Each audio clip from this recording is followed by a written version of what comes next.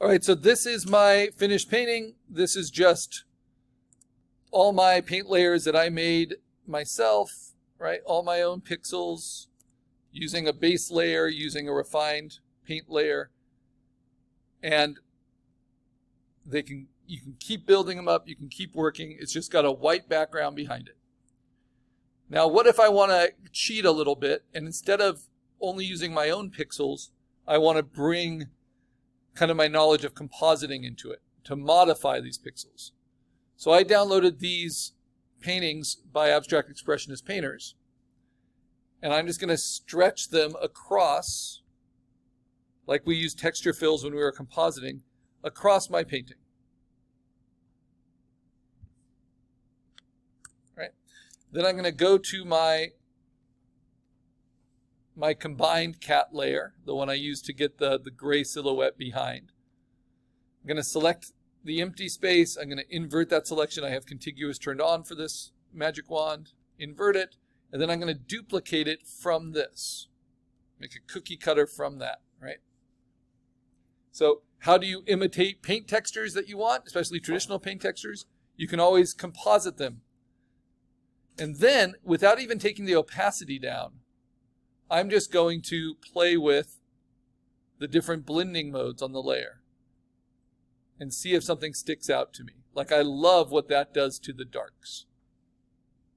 Right there. Because what that's doing is it's taking whatever pixels are lighter from the painting. Oh, and I like what that does to the lights. And it's letting them come through. So if I like what that does to the darks, how can I make use of that, right? Well, I can duplicate that and then take those two layers, which are both duplicates with lighten, and then merge them together, Command E. And now I can go back to my cat layer, and I can select with the magic wand with a really high tolerance, let's say 88, just the darks. Right?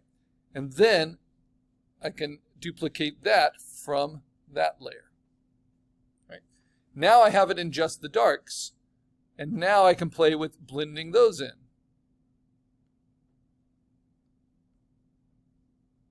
an interesting way, like maybe with soft light. See how it just modifies my original painting a little bit? But it gives it a much, much more interesting paint texture. That's my marks.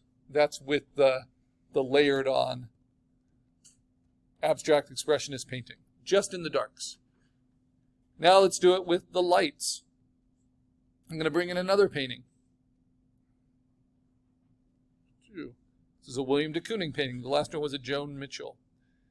And I like this because it's got like the yellows and the cream colors and then kind of all the stripes. And I kind of stretch it to cover.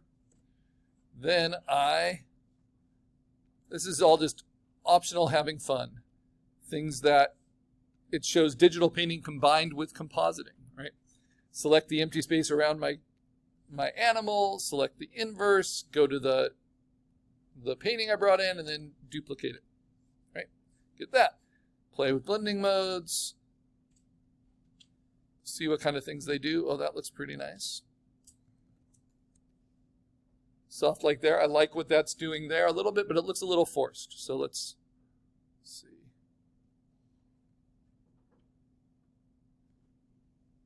And remember, right back to our creature design, so much of it has to do with the silhouette, right? We get so focused on detail that we forget how powerful just shapes are.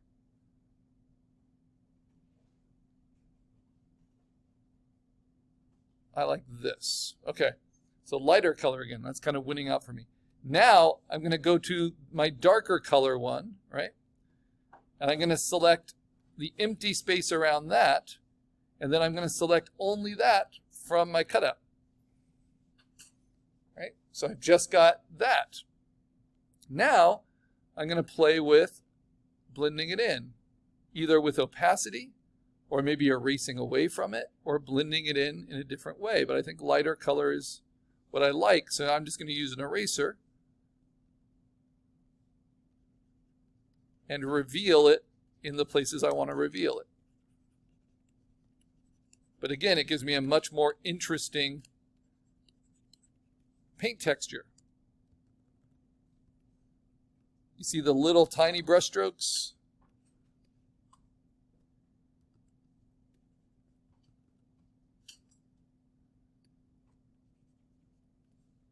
And this is the kind of workflow you might do for your final project,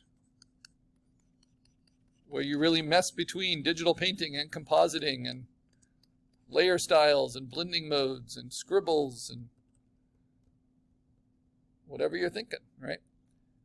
So I like this a little bit more than, I'll put these all in a group so I can turn them on and off. I like that a little bit more than this. Those are all my own pixels. These are now with those other kind of paint marks integrated in. Not in a way that they're recognizable, not in a way that anyone would say, oh, you used a Joan Mitchell painting, right? In such subtle ways, but just to give it that character. Like I do when I'm doing a traditional painting and I sand it, right? Or I splash stuff on it. And or I wipe it away with a cloth. So that's kind of a finishing technique you can use.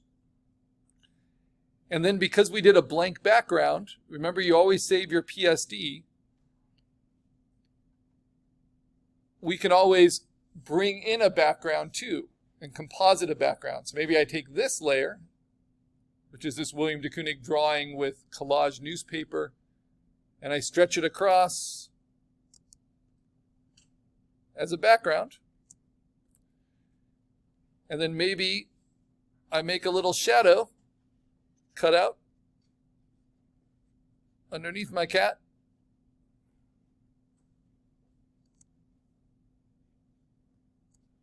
And I duplicate that.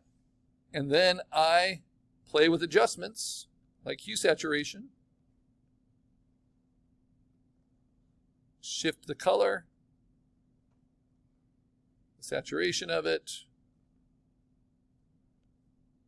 lightness of it.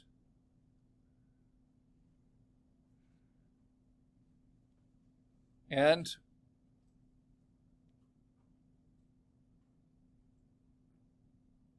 fade it out a little bit, right? And now I have a painting with a background. So digital allows you to have all these different kinds of finishes, which is very, very helpful. And I think a lot of fun. All right. I might bring this into the background as well.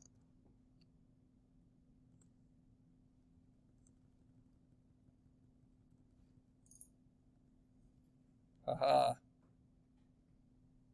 And you play with blending modes.